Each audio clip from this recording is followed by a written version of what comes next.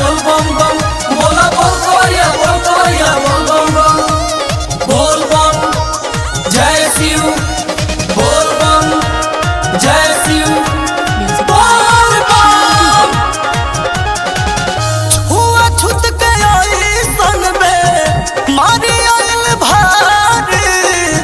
सभे वाला चारे बाबा पड़ल महामारी बोल बम हे बाबा जय शिव। हुआ छुत के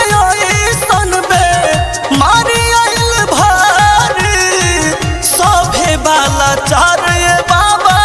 पड़ल महामारी ऐसन दुख कबाहू बितल नइखे लोगवा में बाचल अब बल नइखे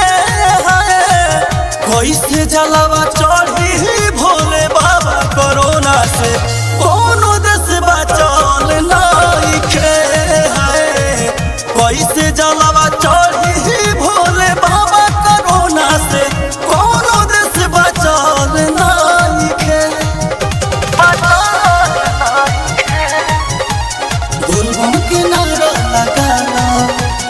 बाबा के अलग जगह बोलबम के नारा लगाना बाबा के अलग जगह बोल बम जय शिव। मनोज भोजपुरी लहरी कहे हाथ जोड़ के देख लिए बाबा एक बेर हमनी पमोड़ के बोल बम जय शिव। राधे बवाली गुडू कहे हाथ जोड़ के देख लिए बाबा एक बेर हमनी पमोड़ के छोड़ले कोनो कसर नइखे कोरोना पर दवाई के असर नइखे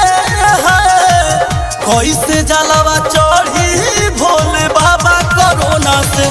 कोनो देश बचल नइखे कैसे जलवा